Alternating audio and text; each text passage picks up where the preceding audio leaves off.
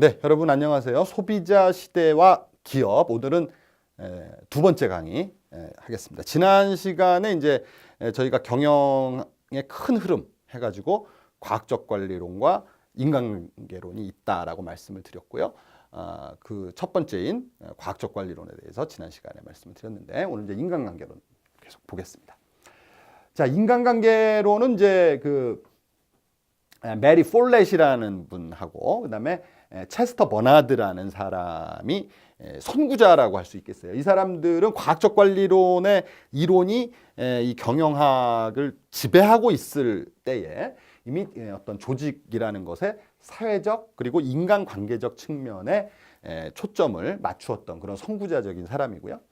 이 인간관계론이 이제 그 경영학의 하나의 주류로 등장하게 된 계기는 엘튼 메이어의 호손 실험이었습니다. 그래서 호손 실험에서 사실은 그 어떤 환경, 물리적 환경과 생산성을 연구하려고 원래 시작이 됐던 것인데, 그 연구 결과는 처음에 의도와는 완전히 다르게 결국 이 조직이라는 것이 인간들로 이루어진 그러한 집단이기 때문에 동료와의 관계라든지 그 조직 집단의 분위기, 또 문화, 비공식 집단의 존재, 이런 어떤 인간관계가 생산성에 굉장히 큰 영향을 미친다는 겁니다.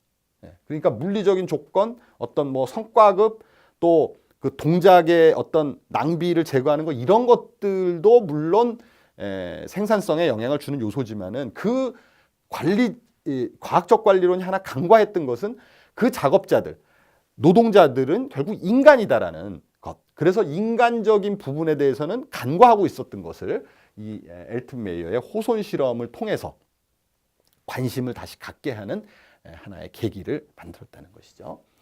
자, 그 인간은 인센티브, 뭐 보너스, 이런 어떤 경제적인 동기뿐만이 아니라 사회적인 욕구, 그리고 인간적인 욕구, 이러한 인간이기 때문에 가지고 있는 그러한 욕구들이 있다는 것이죠. 그래서 그러한 그 인간의 그 복잡한 어떤 그런 욕구, 욕망, 이런 것들, 그 심리적인 부분들, 이런 것들의 이제 연구가 많이 이제 진행이 되는 계기가 된 것입니다. 자, 그래서 이러한 인간관계로는 뭐 직무 만족이라든지 또 자율권이라든지 이런 인간 중심의 경영, 그리고 참여적 민주적 리더십, 또 쌍방향 커뮤니케이션, 이런 등등의 그 어떤 새로운 기존의 과학적 관리론에서는 간과했던 그런 인간적인 요소들에 관심을 갖게 되는 것이고요. 이 인간관계론은 이제 대공황이 그 끝난 이후, 대공황이 발생한 그 이후에 경영자와 노동자의 협력이 결국은 중요하다. 그래서 그러한 어떤 사회적 분위기 속에서 이제 친노동 정책을 추진하게 되는 그런 이론적 배경이 되기도 했다는 것입니다. 자, 그래서 이러한 그 친노동 정책이 표면화된 것이 바로 와그너법인데, 이 와그너법은 그 노조에 대해서 굉장히 호의적인 그런 정책적 변화를 보여주는 것이고요. 그래서 단체 교섭을 허용한다든지 작업 조건을 향상시킨다든지 또는 고충 처리 제도 등을 정비한 그러한 법률이 되겠고요. 그 다음에 FLSA는 우리말로 하면 근로기준법이에요. 그래서 노동자들의 어떤 권익을 보호하고 건강을 보호하는, 그 다음에 그 노동자들이 그 일한 만큼의 어떤 보상을 받을 수 있는 그러한 그 근로기준을 설정하는 그런 법이 되겠고요. 또한 이 인간관계론은 1940년대 이후는 행동과학이라는 하나의 심리학을 기반으로 한 그런 그 연구 분야를 발전시키게 되는 기초가 됐다는 것이죠. 자, 그래서 폴렛하고 버나드가 이 그 인간관계론의 선구자라고 말씀을 드렸는데, 그 중에서 버나드의 경영자 역할이라는 이 책을 보면은 조직은 인간의 협동이 필요한 사회적 시스템이다. 경제적 시스템이기도 하지만은 결국 조직이라는 것은 인간이 모인 사회적 시스템이다. 이렇게 이야기를 했고, 그리고 조직은 그래서 조직의 목표를 달성하기 위해서는 개인의 만족도 향상시켜야 된다. 인간적인 부분에 초점 맞춰야 된다는 얘기고요. 그것은 조직 목표 달성을 위해서는 종업원의 협조. 이 종업원의 협조는 정말 자발적인 협조하고자 하는 마음이 있어야 협조가 되기 때문에 이것을 위해서는 쌍방향 커뮤니케이션과 동기부여가 필요하다. 이렇게 주장을 했습니다.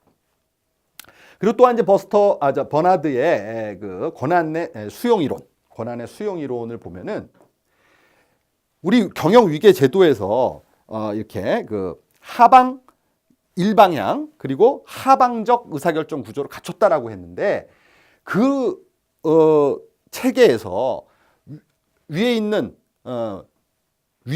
어떤 그 관리자가 아래에 있는 사람에게 지시를 하면 그 지시는 먹힐 것이다. 그리고 부하는 그 지시를 따를 것이다라는 게 전제가 돼 있는데 사실은 상사의 명령이 부하가는 상사의 명령이 자신에게 이득이 되고 조직의 목적에 부합하며 그리고 그 내용이 쉽게 이해가 돼야 그 명령에 따른다는 것이죠. 그냥 무조건 시킨다고 해서 자기 맘대로 시킨다고 해서 따르는 게 아니라는 거죠. 따를 수 있는 자발적 어떤 마음이 있어야 그 명령에 따르게 된다는 것입니다. 그래서 이를 위해서는 커뮤니케이션이 중요하죠. 그래서 체스터 버나드 얘기하는 이 소통하고 커뮤니케이션하고 동기부여가 그만큼 중요하다는 것입니다. 자, 이제 1차 세계대전으로 보겠습니다. 이제 이렇게 과학적 관리론과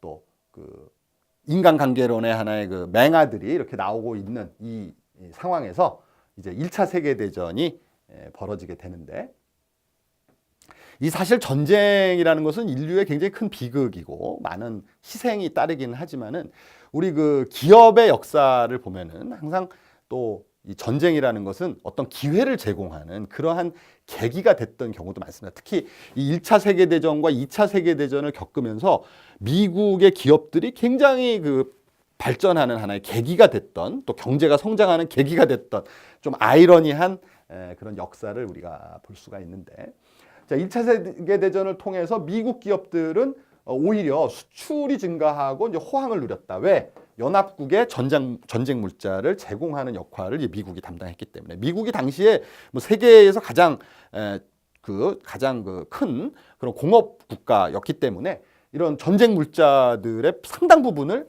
미국 기업들이 공급을 할 수밖에 없었고요. 그다음에 이제 JP 모간은 금융업을 하는 회사니까 영국, 프랑스에 자금 지원하고 일반인들 상대로 채권 발행해가지고 그 자금을 조달해서 이 영국이나 프랑스에 자금을 제공하게 되고 뭐 이제 그 우리 역사 시간에 여러분들이 배워서 알겠지만은 미국은 이제 독일이 처음에는 미국은 참전을 하지 않았습니다. 실질적으로 그러니까 뭐 이런 그 어떤 자금 지원이라든지 이런 물자 지원은 했지만은 직접 참전하지 않았는데 이 대잠수함 독일의 미국 상선 그 공격으로 인해서 참전을 하게 되고 이 참전에서 결국은 연합국이 이겼죠. 그래가지고 미국의 정치적 경제적 영향력이 상당히 증가를 하게 됩니다. 또 이렇게 미국이 참전을 하게 되면서 이제 민간 기업을 활용한 동원 체계에서 국방위원회, 철도위원회 같은 그런 민관 합동 위원회를 만들어 가지고 이 전쟁이라는 국가적 위기 상황을 공동으로 이겨나가는 그러한 어떤 경험을 학습하게 됐다는 게 굉장히 중요한 이 경험이 되겠습니다. 그래서 이러한 경험을 통해서 미국은 정부 통제력이 이제 기업들에 대한 정부 통제력이 이제 증가되는 그래서 정부의 역할이 상당히 강화되는 그러한 계기가 됐다고 말씀드릴 수 있겠습니다. 그 다음에 이제 이 1차 세계대전 속에서 이 과학적 관리에 대한 중요성과 필요성, 과학적 관리론이 이 1차 세계대전을 통해서 한층 더 발전할 수 있었던 그런 계기가 되는 것이죠. 왜냐하면은 이 전쟁이라는 것은 정말 굉장히 계획이 중요하고 그 계획에 따라서 어떤 목표가 설정되면 무조건 그 생산량을 달성해야 되는 거죠. 이건 정말 죽고 사는 문제가 이제 달려 있기 때문에 제대로 물자 보급이라든지 이런 것들이 계획대로 되지 않으면 거기 군인들이 다 죽을 수밖에 없잖아요. 그렇기 때문에 이 전쟁이라는 것들을 통해서 얼마나 이 제대로 생산량을 설정하고 그 생산된 목표를 달성하는 게 굉장히 중요하다는 것을 이 전쟁을 통해서 이제 그 중요성을 깨닫게 되는 것입니다.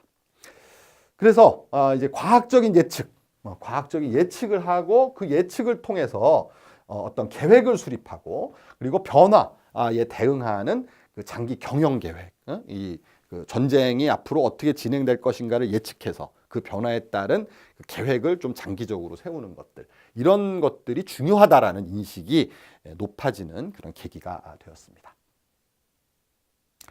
자, 이제 이번 주의 강의 주제가 이제 소비자 시대와 기업인데, 이런 식으로 이 19세기, 20세기에 대형화된 이런 그 기업들이 이제 전쟁을 거치면서 더욱더 이제 그 어떤 그 경영의 정교함이라든지 이런 것들을 발전시키게 되고, 또 그런 기업들을 통해서 어떤 새로운 제품들, 혁신적인 제품들이 등장함에 따라서 그런 기업들이 이 새로운 제품을 만들면 그만큼 우리 소비자들의 삶은 바뀌게 되는 거겠죠. 그래서 이때 굉장히 그 중요한 어떤 그 혁신, 발명 이런 것들이 많이 이루어졌던 그런 시기라고 볼 수 있는데, 그 중에 하나가 이제 우리 인류의 삶을 굉장히 많이 바꿔놓았던 바로 이 비행기가 되겠습니다. 인간이 하늘을 날고 싶은 그런 욕망은 굉장히 고대에서부터 있었지만은, 그것이 실현된 것은 20세기 들어와서 우리가 잘 아는 라이트 형제에 의해서 이 비행기가 개발이 되고 실험에 성공하게 되는 겁니다. 그러면서 이제 1차 세계대전이 벌어졌을 때 군사항공의 수요, 즉 비행기를 통한 전쟁, 이러한 그 수요가 급증하고 전투기 기술이 개발되면서 기술 수준이 한꺼번에 발전을 하게 되었고요. 그리고 1913년도에 최초의 유료 전기 여객 운송이 시작이 되었고, 그리고 1927년 미국의 찰스 린드버그가 뉴욕 파리 간의 그 대서양을 횡단하면서 무착륙 비행을 함으로써 이제 장거리 비행이 실현되는 그러한 쾌거를 이룩하게 되는 것입니다. 그리고 1927년에 팬엠이라는 그런 그 항공사가 이제 만들어져 가지고 이런 그 항공 여객 수송이 하나의 비즈니스로 자리를 잡게 됩니다. 그리고 1930년도에는 우리 저 비행기 타면 항공사 하면 딱 생각나는 게 뭐죠? 그 스튜어디스가 제일 그 생각이 나는 것처럼, 그때 그 스튜어디스가 이제 엘렌 처치라는 분이 보잉 항공의 스튜어디스로 처음 등장하게 되는 것이죠. 그 다음에 1920년대 후반에는 아메리칸 에어웨이라든지 이스턴 에어라인, 그리고 TW, 그리고 유나이티드 에어, 이러한 그 항공사들이 많이 생겨가지고 오늘날에도 이제 남아있는 유나이티드 에어라든지 이런 회사도 아직까지 남아있죠. 그래서 이런 항공사들이 이제 등장하는 그런 시기가 되겠습니다. 하나의 제품이 소비자들의 습관을 바꾼 또 하나의 사례로 한번 소개를 드리고 싶은 게 바로 이 질레트죠. 질레트는 면도기입니다. 면도기. 그래서 우리 특히 이제 이 강의를 듣는 남학생들 같은 경우는 면도기를 이제 매일 사용할 텐데, 사실 전통적으로는 면도는 굉장히 시간이 많이 걸리는 그런 작업이고요. 그래서 이제 옛날에는 턱수염 많이 길렀죠. 그래가지고 주로 이제 그걸 이렇게 길게 기르는 그런 풍조였는데, 1900년대에 들어오면서 이제 그런 것들이 이게 좀 생활하는데도 아무래도 불편하고 음식 먹는데도 불편하니까 이제 이발소에 가서 이제 그것을 가끔 가가지고 이제 거기서 칼을 가지고 이렇게 면도를 했었죠. 그런데 이 질레트가 바로 이런 간단한 크기의 간이형 면도기를 개발해가지고 매일같이 면도를 이제 할 수 있는, 예전에는 이제 이발소에 가끔 가가지고 했는데 이제 항상 깔끔하게 면도를 할 수 있는 그런 이 면도기를 개발을 한 것이죠. 그래서 이러한 간단한 면도기의 가장 큰 핵심은 뭐냐면은 값이 싸야지 매일같이 할 거 아닙니까? 그죠? 그리고 안전한 면도날. 이걸 잘못하면 얼굴에 상처가 날 수 있기 때문에 안전한 면도날을 생산하는 것이 관건이었고, 그래서 이 질레트는 이 면도날은 굉장히 안전하다. 그래서 안전을 했고 회사명을 어메리칸 세이프티 레이저 컴퍼니라고 부를 줄, 이 세이프티라는 단어를 여기다 넣을 정도로 안전을 강조했는데, 이 질레트가 대중적으로 각광을 받기 시작한 것은 바로 1차 세계대전 시기에 이 병사들한테, 그죠? 전쟁 나가서 지금 싸우고 있는 병사들이 그 수염 기르면 불편스럽잖아요. 그래서 이 면도를 좀 어떻게 했으면 좋겠는데, 이때 이 군대에다가 질레트 일회용 면도기가 공급이 돼가지고 하여간 너무 좋거든요. 군인들이 매일같이 면도를 할 수 있기 때문에 이 병사들이 1차 세계대전을 끝나고 전쟁 이후에도 이 면도기를 찾게 된다는 것이죠. 그래서 이 질레트는 결국 저도 뭐 매일같이 면도를 합니다만은 이 인류, 특히 남자들의 생활 습관을 완전히 바꿔놓은 굉장히 혁명적인 그런 발명품. 이거 별거 아닌 것 같이 보이는데 굉장히 혁명적인 그러한 제품이다, 이렇게 말씀드릴 수가 있겠어요. 그다음에 이제 유통업을 보면은, 유통업은 이제 제가 그 시어스에 대한 말씀을 드렸었고, 그다음에 이제 그 시어스는 어디를 대상으로 했다 그랬죠? 시골에 소매점이 없는 곳에서 통신, 그러니까 카탈로그를 통한 판매, 이것을 이제 하나의 사업 모델로 했다고 말씀드렸고, 그거와 또 다른 하나의 트렌드는 대도시 중심의 백화점, 사람들이 많이 모이는 곳에 백화점에 뭐 메이시스라든지 엠포리움이라든지 마샬필드라든지 이런 것들이 이제 19세기 후반 이후에 등장을 했다, 이렇게 말씀을 드렸습니다. 자, 그런데 이제 이 당시 20세기에 들어서면서 이제 뭐가 나왔냐면은 슈퍼마켓이라는 그 하나의 그 새로운 형태의 비즈니스가 등장을 하게 됩니다. 그래서 예전에 이거 통신 판매업이나 또는 대형 백화점 말고 또 다른 형태의, 우리 매일같이 장을 보고 이런 그 식료품점, 식료품 구하기 위해서 이제 시장에 가서 그 식자재를 사게 되는데, 이제 그러한 것을 좀 더 이런 선진화된 어떤 그 유통 그 시스템을 갖춘 그런 비즈니스가 등장하게 됐는데, 그 가장 대표적인 것이 이제 클래런스 샌더스라는 사람이 이제 그 어셈블리 라인, 우리 저 포드가 그 썼다는 그런 어셈블리 라인, 또 시어스의 그 물류 공장에서 쓰는 그런 어셈블리 라인을 도입해가지고 이제 상품에다가 상품을 이렇게 쭉 담아가지고 그 벨트 위에다가 놓으면, 뭐 오늘날에 지금 여러분들 그 마트 같은 데 가면 다 그렇게 하잖아요. 그것이 처음에 이제 도입된 것이 바로 이 1916년 클래런스 샌더스에 의해서 이제 됐고, 그 다 담아가지고 오면은 이런 식으로 그 계산원들이 이렇게 계산을 해주는 그런 방식의 이제 쇼핑이 이때부터 이제 등장하게 됐다는 것입니다. 그래서 이것도 역시 우리 소비자들의 일상생활을 굉장히 많이 바꾼 그러한 사건이 되겠죠. 자, 그래서 소비자의 쇼핑과 생활 습관을 변화시킨. 그러니까 이렇듯 그 어떤 기업들이 어떤 새로운 제품을 내놓는다거나 새로운 서비스를 개발하게 되면 그것이 결국 우리 소비자들의 삶을 바꿔놓게 되고, 그 바꿔놓는 방향은 뭐겠습니까? 좀 더 편안하게, 그렇죠? 좀 더 쾌적하게, 이러한 어떤 기존에는 만족되지 못했던 이런 욕구들을 만족시켜 줌으로써 우리 인간의 삶이 변화하게 되는 것이죠. 그다음에 이제 통신과 방송업. 1885년 이 전화기 발명한 사람 알렉산더 벨, 이 벨이 이제 AT&T를 설립을 하게 되고요. 1909년 되면은 이제 웨스턴 유니온의 지분을 인수해서 본격적으로 전화 사업을 하게 됩니다.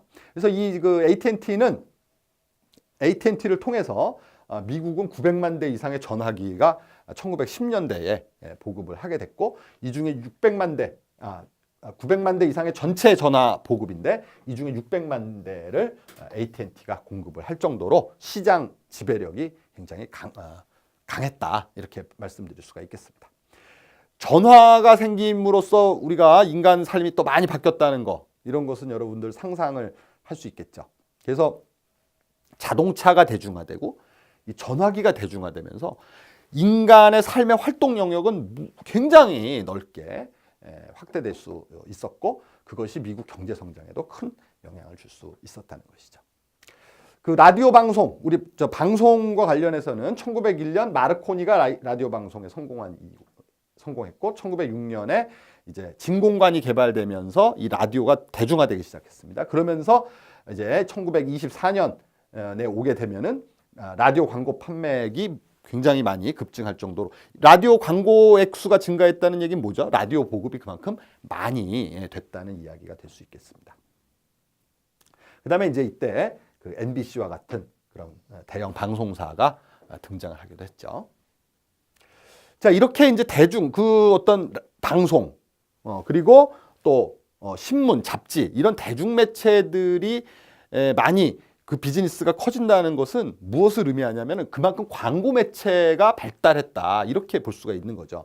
오늘날에는 물론 좀 인터넷이 등장하고 이러면서 힘이 많이 약화되긴 했습니다만 아직까지도 TV라든지 방송 또 신문의 그 광고로 그런 어떤 그 대중매체 비즈니스가 유지되고 있는 것처럼 이러한 그 대중매체가 발달하면서 이 광고 산업이 함께 발달하는데 이 각 기업들은 우리가 어떤 새로운 제품을 개발했고 이 제품의 효용을 소비자들에게 알리고 싶은데 알릴 방법이 없다는 거죠. 그래서 그 방법은 어떻게 이런 대중매체들에 실어서 보내게 되면 굉장히 여러 사람에게 전달이 될 것이다.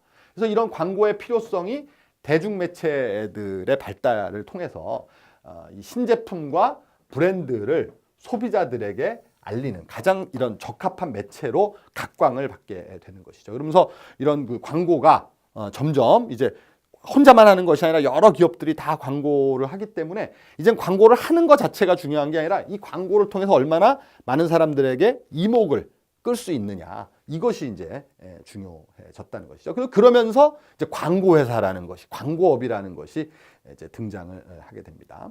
그래서 월터 톰슨 회사 이런 회사들 이런 회사들은 하나의 그 유명인을 그 끌어들이는 잡지 광고를 만들었고요. 그다음에 로드 앤 토마스는 이 광고를 했을 때 광고주들은 과연 내가 이렇게 광고를 했는데 이게 과연 얼마나 효과가 있는가 이게 굉장히 궁금하잖아요. 그래서 그런 것들을 측정하는 방법을 개발해냈던 그런 어떤 회사가 되겠습니다. 그래서 이런 식으로 광고 에이전시가 이때 또 등장을 하게 됐습니다.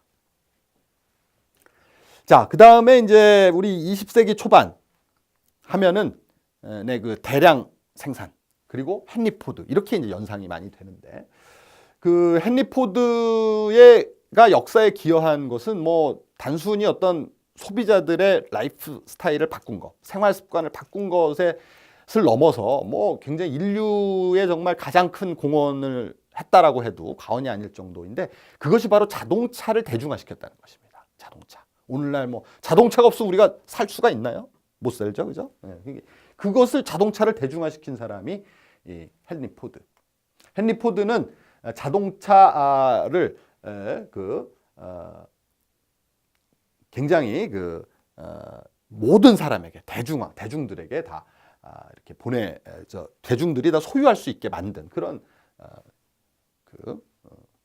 경영자라고 말씀드릴 수 있겠고 그 세계에서 가장 위대한 발명품을 꼽으라 또 가장 그 세상을 변화시킨 그런 기업을 꼽으라고 하면 많은 사람들이 바로 이 포드 자동차를 꼽는 이유가 거기에 있다고 할 수 있겠습니다.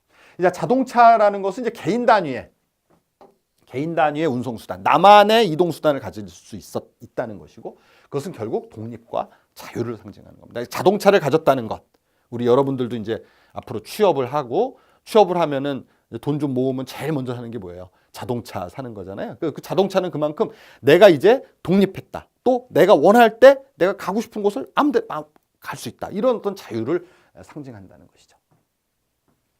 이제 미국에서 이제 자동차 산업이 발달하게 된 것은 이제 그 브라이언트와 데틀로프라는 분이 이렇게 이제 제시를 했는데 높은 국민소득 그리고 철강과 석유 산업이 발달했다.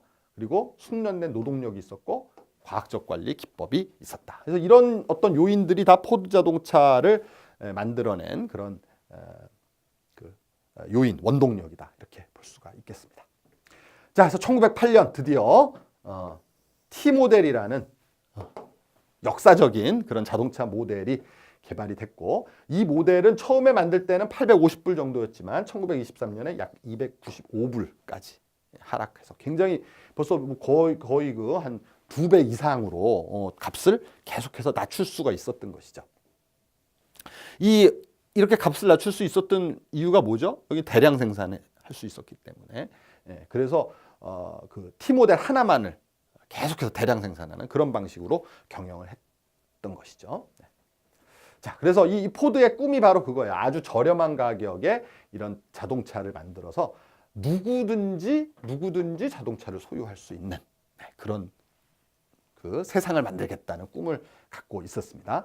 1913년 하일랜드 파크 공장에 이동식 조립 라인, 즉 컨베이어 벨트 시스템을 만들어 놨는데 여기서는 일단 급여를 굉장히 높게 줬어요. 일당을 당시 동종업계의 2배 정도의 높은 임금을 줘가지고 높은 임금을 주면 그만큼 열심히 일할 것이다. 그런데 사람들이 이렇게 태업을 하고 또 이럴 수도 있기 때문에 한편으로는 노동 강도 및 통제를 강화했다. 그래서 제가 좀 지난 시간에 말씀을 드렸던 것처럼 노동 강도와 통제를 강화했다는 그러한 그 양면성을 갖고 있었습니다. 그래서 T모델이 뭐 날개 돋친 듯 팔려나갔죠. 바로 그 핵심은 동적 조립 라인, 즉 컨베이어 벨트 시스템이고 이것은 작업자가 움직이지 않고 그 작업물이 움직이는 그런 방식이기 때문에 불필요한 동작을 막을 수 있었다. 그 다음에 작업물의 이동을 관리자들이 통제를 할 수 있기 때문에 결국은 태업을 하고 싶어도 할 수가 없는 거죠. 작업물이 막 진행하기 때문에. 그래서 전체적으로 이 공정을 전반적으로 통제할 수 있는 그러한 굉장히 중요한 그러한 그 발명이라고 볼 수가 있겠고, 그 다음에 표준화, 단순화, 전문화 3S라고 부르는 요 3S라고 불리는 요 원칙을 가지고 이 원칙으로 대량 생산할 수 있었다는 것입니다. 그리고 모델의 단일화, T모델 하나. 이걸 통해서 부품의 표준화를 이루고 공구 사용법을 개선할 수 있었다. 이런 것들이 다 사실은 그 제조 원가를 줄이는 데 도움이 됐던 것이죠. 그리고 대량 생산으로 원가를 절감할 수 있고, 그리고 생산성 증가에 따른 임금을 많이 줬다는 것 앞에서 말씀드렸습니다. 자, 그렇지만은 이제 1920년대 들어와서 포드 자동차는 뭐 그 경영에서 영원한 승자는 없죠. 비즈니스에서 영원한 승자는 없는 것처럼 포드도 이제 몰락을 하게 되는데, 가장 큰 것은 두 가지로 볼 수 있겠어요. 자동차 시장의 소비자 요구가 다양화됐다. 그런데 T모델 하나만 생산하니까 그만큼 이제 시장 변화를 무시하고 계속 T모델 하나만 고집하다가, 즉 성공에다 T모델이 워낙 초창기에 성공을 하다 보니까 이제 이 전략을 어떻게 바꾸질 못하는 그런 상황을 맞게 되었습니다. 그 다음에 이제 또 하나가 독단적 경영 스타일. 이 포드에 대해서는 이제 호불호가 갈리는 그런 부분이 바로 포드가 굉장히 위대한 경영자이고 위대한 발명가라고 볼 수가, 혁신가라고 볼 수가 있는데, 그럼에도 불구하고 그 노동 통제라든지 또 이런 독단적인 경영 스타일, 이거는 그 포드가 사실 그 전문 경영인들에게 경영을 맡기지 않고 혼자서 다 모든 걸 결정하고 이런 식으로 했기 때문에 경영 관리의 체계화가 그만큼 부족할 수밖에 없었고, 이는 결국 시장 경쟁에서 뒤처지게 되는 그러한 결과를 낳았다는 것입니다. 자, 여기에 그래서 이제 포드의 1위 자리를 빼앗은 그 기업이 바로 제너럴 모터스예요. 제너럴 모터스가는 1908년 듀렌트라는 사람이 설립을 했는데, 이 제너럴 모터스라는 말에서도 알 수 있듯이 이 회사는 여러 개의 소규모 자동차 회사를 다 합병해가지고 만든 그런 회사예요. 그래서 뷰익, 캐딜락, 올즈모빌, 오클랜드 같은 이런 자동차 회사 10개 회사와 트럭, 부품 제조업체 등을 다 끌어모아가지고 이제 하나의 제너럴 모터스의 우산 안에 합병을 했습니다.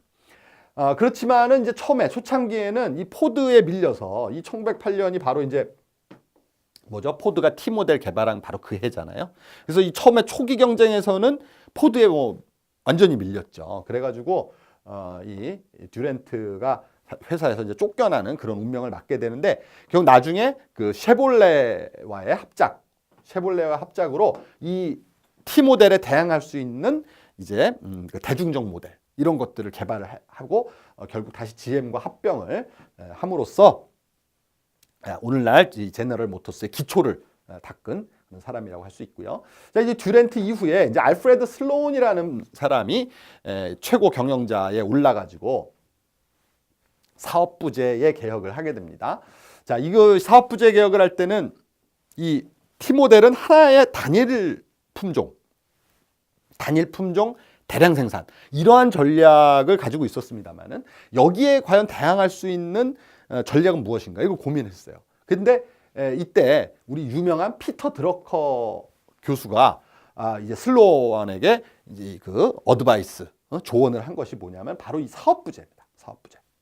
사업부제는 아까 그 포드의 몰락 부분에서 제가 말씀드린 것처럼 고객의 니즈가 어찌 T모델 하나에만 국한될 수는 없는 것이죠. 굉장히 다양한 요구가 있는데 이런 다양한 요구를 다 맞출 수 있는 그러한 그러니까 즉 여러 가지 종류의 사업을 함께 관리할 수 있는 뭔가 시스템이 필요하다. 그래서 포드는 한 가지 종류만 개발하니까 한 가지의 관리 체계 이런 것으로 다 모든 것을 하려고 그랬지만은 GM 제너럴 모터스에서는 이것을 포드처럼 하나의 통제 시스템으로 관리하기보다는 시장 특성에 따라 서로 다른 관리 방식이 필요하다. 이렇게 되려면 관리의 분산이 필요하다. 따로따로 관리해야 된다. 사업이 다르고 거기 모델이 다르고 시장이 다르고 그러니까 여러 가지가 다를 거 아닙니까? 그죠? 그 다른 것을 이제 다른 방식으로 관리해야 되고 또 최고 경영진에서는 그러한 서로 다른 그러한 그 각 부문들을 서로 통합해서 조정하고 서로 협력시키는 그러한 역할을 한다라는 이런 어떤 굉장히 새로운 형태의 이 조직 전략 이런 것이 이제 도출이 되는 것이죠. 이게 이제 바로 슬로원이 피터 드러커의 도움을 받아서 만든 사업부제 개혁이라고 볼 수가 있겠습니다. 그래서 여기서는 회사 사업이 이렇게 여러 가지 종류가 나누고 또 승용차도 여러 가지 종류의 브랜드 여기 밑에 보시면 이렇게 승용차 이게 다 GM이 갖고 있는 브랜드예요. 그렇지만 이 각각이 갖고 있는 제품과 이 각각의 브랜드가 타겟으로 하고 있는 고객 집단 다 틀려요. 이렇게 해가지고 고객들의 수요를 기반으로 해서 고객 중심의 전략을 구사했다. 그리고 각각의 이 브랜드들 그리고 각각의 사업부는 독립체산제로 운영해서 마치 그것 자체가 하나의 그 회사처럼 이렇게 관리가 됐다는 것입니다. 그래서 그리고 최고 경영자는 그 각각의 사업의 결과들을 보고 데이터, 객관적인 수치 이런 것들을 보고 그것을 자원의 배분이라든지 또 사업을 유지할 건지 퇴출시킬 건지를 결정할 수 있었다. 그래서 자율과 책임을 부여하면서 결국 최고 경영진의 관리 비용은 낮추게 되는 것이죠. 그렇지만은 여전히 객관적인 수치에 의한 관리 이런 것들은 이루어지고 있는 것입니다. 그래서 굉장히 그런 어떤 그 자율과 또 통제가 적절하게 조화를 이룬 그러한 하나의 그 경영 전략으로 도입이 됐다고 할 수가 있겠습니다. 그래서 이 그 슬로원이 GM의 사업부제를 도입하면서 자동차 기업뿐만 아니라 많은 기업들 여기 보시는 이런 여러 가지 이런 그 기업들 특히 대기업 그리고 여러 개의 제품군과 여러 개의 브랜드를 가지고 있는 이런 기업들이 이 슬로원의 사업부제 모델을 이제 배우고 모방을 함으로써 이제 이 사업부제는 하나의 경영의 그 주류로 이렇게 자리를 잡게 된다고 말씀드릴 수가 있겠습니다. 자, 그럼 오늘 여기까지 강의를 하겠고요. 자, 이제 1940년대 이후 이야기를 가지고 다음 주에 다시 여러분들을 찾아뵙겠습니다. 수고하셨습니다.